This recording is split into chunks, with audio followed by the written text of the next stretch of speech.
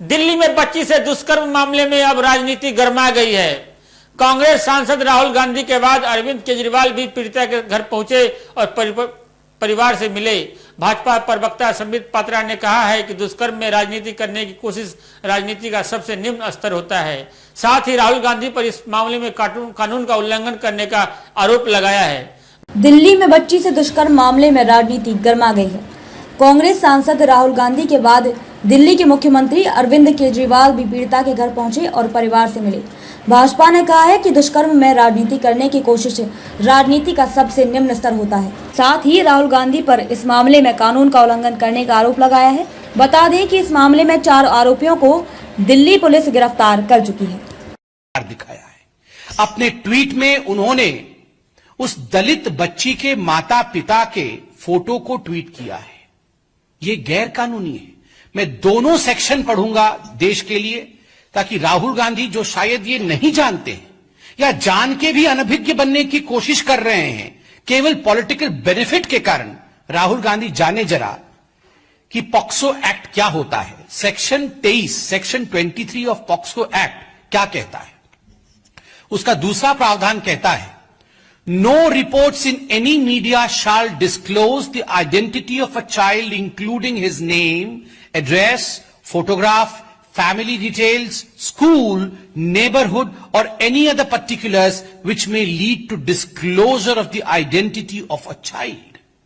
बहुत स्पष्ट रूप से कहा जाता है कि ऐसा कुछ भी तथ्य उस बच्चे या बच्ची का आपको डिस्क्लोज नहीं करना है जिससे कि उसके आइडेंटिटी का दुनिया को पता चले। उनके घर के आसपास का भी तस्वीर नहीं होना चाहिए, ना उनके घर का होना चाहिए, ना उस स्कूल का होना चाहिए, ना नेबरहुड का होना चाहिए, और परिवार का तो कतई नहीं होना चाहिए। उसके आगे क्या कहती है पॉक्सो एक्ट? आगे एक्ट कहती है, द पब्लिशर और ओनर ऑफ द मीडिया और द स्टूडियो और photographic facilities shall be jointly and severely liable for the acts and the omission of his employ. कि आपने अगर फोटोग्राफिक डिटेल डाला है तो आप सिवियरली लायबल होंगे। कोई ऐसी वैसी बात नहीं है, सिवियरली लायबल। यह सेक्शन 23 था। Section 74 of the juvenile justice care and protection of childrens act. ये तो पॉक्सो एक्ट पढ़ा मैंने, अब जुवेनाइल जस्टिस एक्ट क्या कहती है।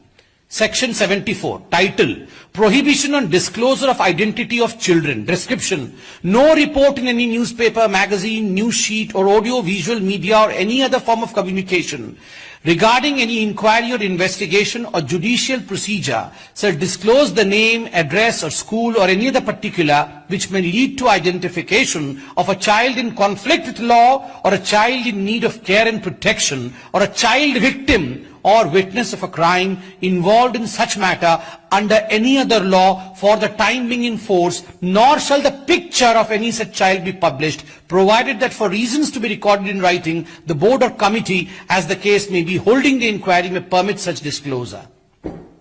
इसमें आगे बहुत कुछ लिखा गया है और लिखा गया कि पनिशमेंट कितनी होगी, लायबिलिटी क्या होगा।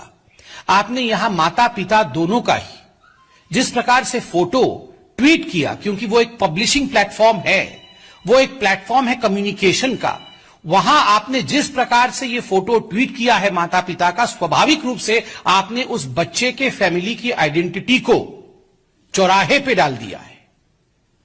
माता पिता दलित है, मैं बिल्कुल समझ सकता हूं, माता पिता को यह सब बताया नहीं गया होगा कि एक्ट में क्या लिखा है। सेक्शन 74, सेक्शन 23, बेचारे गरीब लोगों को आप यूज कर रहे हैं अपनी राजनीति के लिए। This is using Dalit and the poor for furthering your own political agenda. माता पिता इन एक्ट्स के बारे में जानते नहीं जानते वो अलग विषय है, आप तो जानना चाहिए था Rahul Gandhi. You should have known these acts. You are a parliamentarian since many years. You call yourself a responsible politician, but you have kept the rules of the law at bay in order to further your political aspirations. ये किस प्रकार की बात है राहुल जी। और मैं आज इस मंच पर से भारतीय जनता पार्टी की तरफ से national commission for protection of child right NCPCR से यह निवेदन करूंगा कि तत्क्षणात जल्दी से जल्दी राहुल जी द्वारा जिस प्रकार से दोनों एक्ट्स का उल्लंघन किया गया है, सेक्शन 23 ऑफ पॉक्सो एक्ट और section 74 of the juvenile justice care and protection children act, इसका संज्ञान एनसीपीसीआर ले और राहुल गांधी को नोटिस इश्यू करे। मैं एनसीपीसीआर से यह भी कहूंगा बीजेपी की तरफ से कि no one is a VIP, कोई वीआईपी नहीं होता है, कानून सबके लिए बराबर होता है, संविधान सबके लिए बराबर होता है। इसलिए यथाशीघ्र आज मैं ये डिमांड बीजेपी की तरफ से रख रहा हूं, तमाम पीड़ित और बच्चों की तरफ से रख रहा हूं कि एक नोटिस राहुल गांधी को जारी किया जाए और राहुल गांधी जी आप जवाब दें।